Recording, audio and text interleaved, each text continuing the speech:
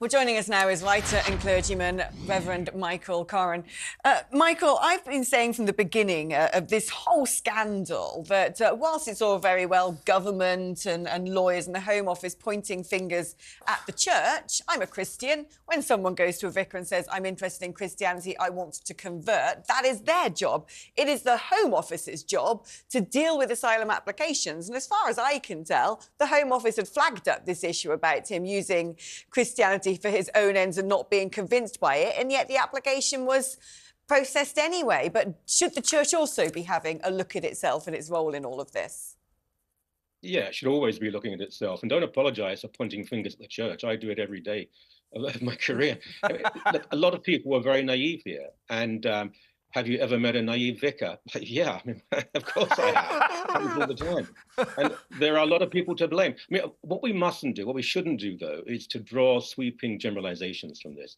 I have people, I mean, I live in Toronto, Canada, and we have a situation is not as acute, but it's not dissimilar. And there are people who come to me, not just of refugee status, but because they want things and they claim to be Christian. You know, my dad was a Jewish cabbie from Hackney. My mum was a Cockney from Stepney Green.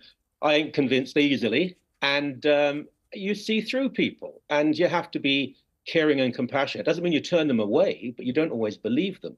And in the case of this vicar here, I don't know the guy, and I'm sure, well, I assume he meant well, but you can help someone. You can try and feed them and you can try and find them housing and maybe some healthcare. That doesn't mean that you support their claim to be in the country when you know there's been a drastic criminal history to that person. And the idea that he had to be escorted to make sure that women in the congregation were safe is quite appalling. But I know, I mean, I'm in Britain quite a lot of the time. I know people in the UK from Muslim countries, Iran in particular, actually, who have become Christian, and they're wonderful members of a congregation. They would never dream of breaking the law. There are also people who claim to be Christian for refugee reasons and motives, and you never see them again, but they don't break the law in any way. This is not confined to religion, by the way. There are people who claim to be gay because they know that they might not be returned to a country that's deeply homophobic. They're not always telling the truth. People try their best to find out if these things are genuine. When it comes to religion, it becomes ambiguous and vague because we like to think of people of faith being very naive and too trusting. You can't be too trusting, but you can be insufficiently wise. And perhaps that is what has happened here. I think in the case of Abdul Ezedi, it was a bit of both. I mean, the level of trusting here was off the scale. Oh, he's a good Christian. He communicates well with the rest of the congregation. Oh, by the way, we have to get two guys to escort him into the congregation to keep the women safe because he's just been convicted of a sex offence, and yet we still back him for his asylum application. You know, the church, I don't blame them for trying to convert people for whatever reason, but they've got to train themselves to be a little bit more sceptical, a little bit more circumspect about these asylum seekers who seem to be queuing up at church doors because for some reason they get allowed to stay if they're Christians. With all due respect, I think that's a bit of a cartoon. I mean, I don't think there are people lining up at church doors to be converted. And I don't think the church is actually, it could be more zealous in trying to bring people to faith. If anything, the Church of England in particular is very nervous about being too evangelistic. But there are people who come who are searching. They're lonely, they're desperate, they're looking for something, and they may have a genuine faith. But you see, you can accept someone as a Christian and baptize them and not necessarily support them for being a refugee. I mean, those two things are not always compatible. And if someone's going back to a country where they will face persecution, even murder, and some nations that's the case, then of course it becomes very murky. But it's not always the case. And I mean, I've dealt with people who've come to me and they say they've received Jesus, they want to be baptized, but there's something in their life that's very troubling. And I can say to them, I will baptize you, I will receive you into the church, but you have to put something right first. You have to admit what you've done. And I'm not a Catholic priest, but in a Catholic priest in confession, I think, would say to someone who told them they've committed a crime, you have to go to the police. I can't give you absolution until you've paid the price for that crime and admitted what you've done. So it's not quite as linear and black and white as we think. And although, as I say, there are some naive clergy, not everyone. We work with people on the margins a great deal of the time. We see a lot of life and death that most people never experience.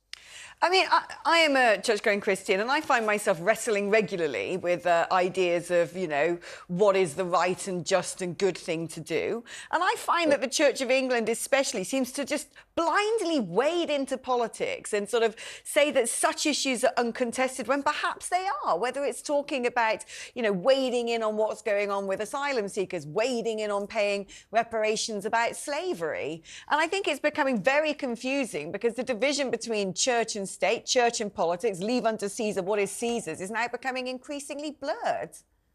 Well, I'm not sure. I don't want to get into theology with you, but I'm not sure if actually that exchange is about church and state being separated. It's about a pagan symbol on a coin. However, look, I'm in the Anglican Church in Canada, not Church of England, but there are many people in the Anglican Communion, people of colour, by the way, who don't think £1 billion of reparations is appropriate. Of course, apologise for past crimes and wrongs.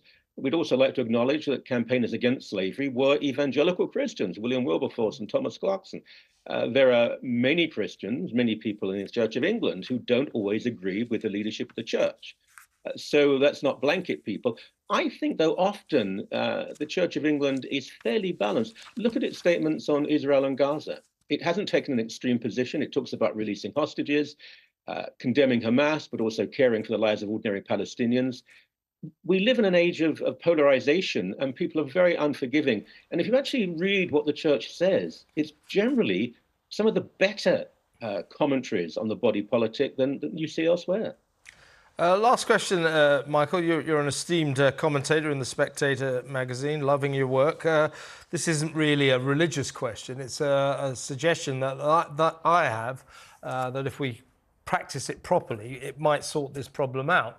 That is to extract the equation of conversion to Christianity from the asylum application process. In other words, it cannot be a factor in whether or not you stay in this country. So if you want to convert to Christianity, go right ahead, but it will not affect your application to stay in this country in any way. How about that? Well, it's an interesting point. I understand why you're making it. The problem is, if I mean, in Iran, for example, if you're born a Christian, life is manageable. If you convert from Islam to Christianity, there's a very good chance you'll be arrested and possibly killed. And the same would apply to Afghanistan. Not every Muslim country, but in those in particular. It's a difficult one. Judges generally are pretty good at this. They do understand what is going on. And we're talking about one or two cases here. For the most part, people do realize when there's a con being played. I mean, Fred, I don't think you can distract those two issues. They are relevant. If someone's life is at risk if they return to their country of origin, surely as compassionate people, we have to listen to them. Michael, excellent to talk to you. Thank you very much for your time. That's Reverend Michael Coren.